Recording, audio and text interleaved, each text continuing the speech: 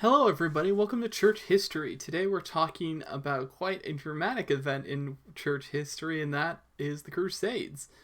We're going to be talking about four different Crusades, the four major ones. There were 8 Crusades in total, but we're going to be talking about the four major ones. And before I start by talking about what actually happened in the Crusades and how they were in general kind of considered a failure still to this day, and some would say an epic failure, let's kind of go into some background first.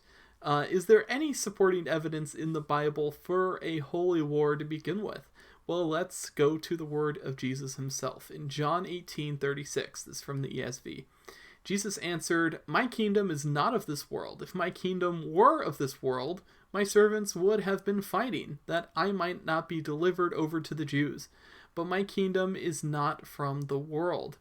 Jesus was pretty clear when he said that his kingdom is not an earthly kingdom, one that would, ransack and create an army to actually physically fight their enemies, but it would be a spiritual one instead.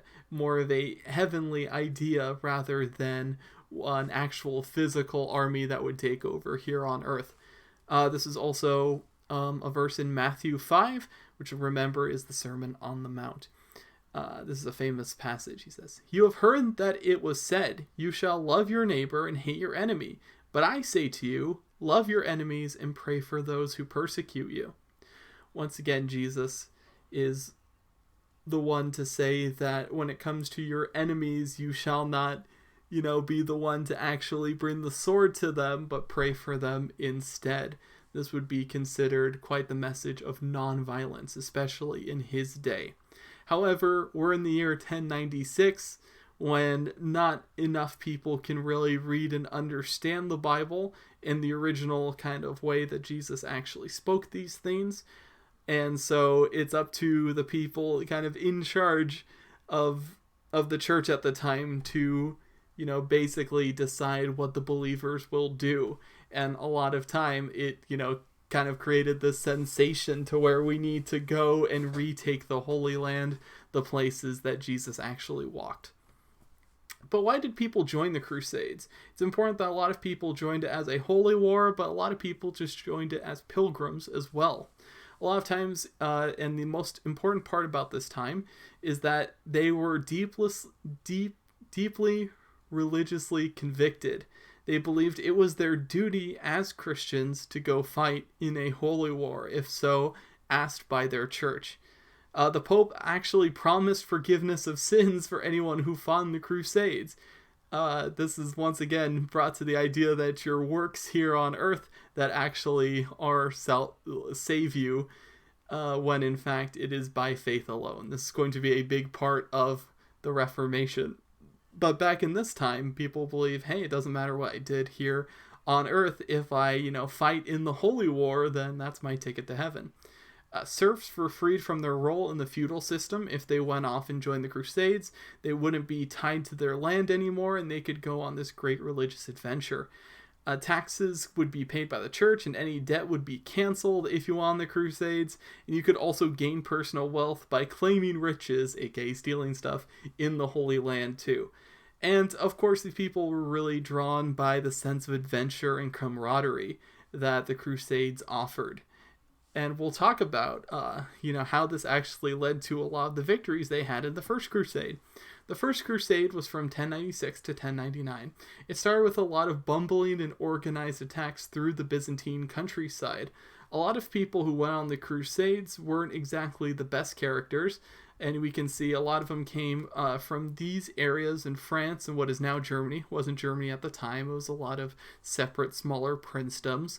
And they weren't very well prepared to go on this crusade. They were kind of caught up in crusader fever. So eventually when they got to places over here, as they got into Byzantine territory, they actually ran out of food. It would actually ransack cities in different neighborhoods, especially attacking Jewish neighborhoods and Jewish cities, as they went through the countryside to get enough food so they could complete their journey. So a lot of times the Crusaders started as basically roving gangs of brigands, believe it or not. However, once they got to Constantinople, they were much better organized, and they were all led together to go to Jerusalem after that. However, interestingly enough, in the meantime, the Seljuk Turks, who had actually were driven out of the city by the Egyptians in the meantime. So the whole point of taking this crusade in the first place, because Christians weren't allowed to go to Jerusalem anymore as as a pilgrimage, because they were now allowed to go back, so kind of their original purposes for starting the Crusades in the first place were now gone. But that didn't stop them. Eventually, they capture in the important city of Antioch and then Jerusalem in 1099. There's an interesting story that comes from this time. There was a regular crusader, I think he was a peasant. This story is a little bit it's not exactly all the details have been worked out because this was almost 1,000 years ago, but this is how I've always understood it, that there's basically a peasant who found in the fighting around the city of Antioch that he found this spear, and he thought, oh, like somehow he was given this vision that this was the spear that had actually pierced the side of Jesus back during the crucifixion. So he believed this so strongly, they said, look, this is the actual Lance of Longinus, as it's called. Like, this is the one that was used, and it has, holy divine powers behind it. So people rallied behind this idea that they just happened to find this holy relic, and that actually gave them so much momentum, and it gave them so much conviction, and kind of was like a morale boost that they actually took the city of Antioch and then Jerusalem in 1099. Pretty interesting. Who knows if it's 100% true, if it happened exactly that way. There's a lot of embellishments from this period. For example, this crusader here, this painting of one, looks more like a third crusade sort of warrior than one who would be on the first. The second crusade happened 50 years later. Europeans sent some reinforcements to the Holy Land, but they lost it soon after. So there was a crusading kingdom in the city of Jerusalem held by the Christians for 50 years, but it was quickly taken back over in just 50 years. The Third Crusade is the most organized crusade. It was fought by European kings against the Muslim general Saladin.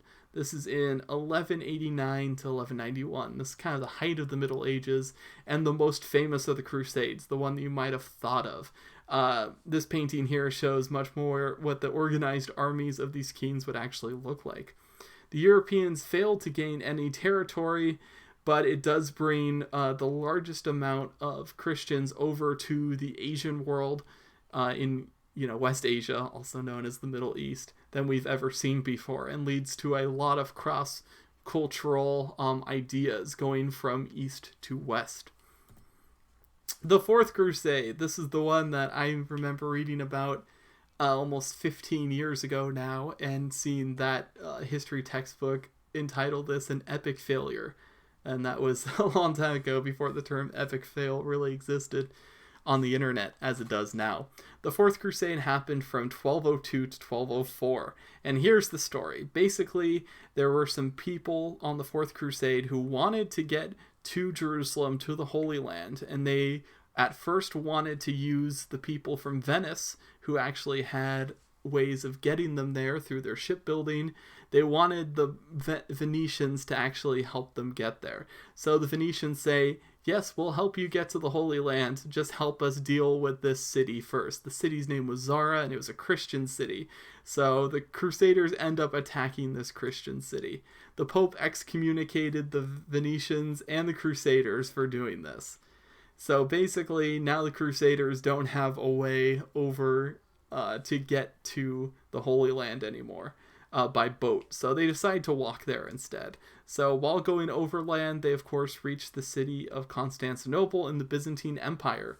They are promised payment, because they're basically out of money by this point, by a would-be emperor, his name was Alexius III, if they help him take over the empire. And since they're an army, they say, okay, we'll help you take over. They end up, committing this kind of coup, and he ends up becoming emperor for a month before he gets killed. So now the Crusaders are just kind of stuck in the city with nothing to do and no money. So what they decide to do is just take whatever they can. So they end up sacking the city, and, imagine all the pillaging, burning, looting you can imagine. The Crusaders sack and loot it. They kill thousands and destroy the city. This is in 1204. And the Byzantine Empire really never recovered from this. And it wasn't from the invaders that they were so afraid of coming from the east. It was from Western Crusaders who end up destroying the city from the inside. And the Byzantine Empire will hold on for 200 more years, but it's never really going to be the same. And that's kind of the end of that story and the Fourth Crusade, which never made it to the Holy Land and instead destroyed a couple Christian cities instead. Yep, so here's a map of the Crusades and kind of the path they took to get there. You can see the Christian lands and the Muslim lands and even the places where the Crusaders established kingdoms for a little bit of time, not too long, mostly around the coast of the Mediterranean there. So what are the actual ending effects of the Crusades? Militarily, they were a failure. The Christians didn't regain the Holy Land. The Byzantine Empire was weakened even further. However, it did stimulate trade. New products were introduced, cities and towns grew in importance, and port cities in Italy became important trading centers, especially ones like Venice. As Crusaders went from the west to the east, basically they needed to resupply, and a lot of times a lot of cities got very rich, making sure that the Crusaders were well stocked on their adventures. So cities became more important. It also weakened feudalism. This was the system that existed where people were pledged to local lords, including people like serfs and knights and nobles. So what happened was that system really was weakened by the Crusades, and instead people became more loyal to their kings and to kingdoms in general, rather than to their local lord. The kings of Europe became more powerful as a result of the Crusades. There's also an increased use of money as opposed to bartering. And then finally, and even more importantly, was the spread of ideas and cultures between Europe and Asia. This is where we have a lot of ideas originally from Asia, including a lot of famous technology like compasses and that sort of thing going from Asia over to Europe. We also have the late Middle Ages. This is where the church is really at the height of its power, and they help construct things like cathedrals, hospitals, and universities. And this is really the high point of church power, is during the Crusades. And remember, the Crusades last for almost 200 years. And while all of that's happening, these giant cathedrals are also being built at the same time. Also, ancient universities and hospitals.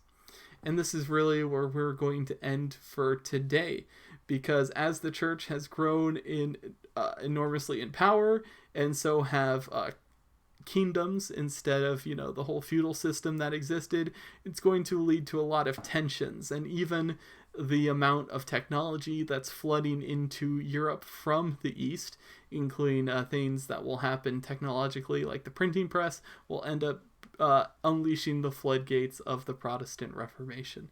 And that's what we're going to be talking about next. So I hope you join me then. Thank you very much.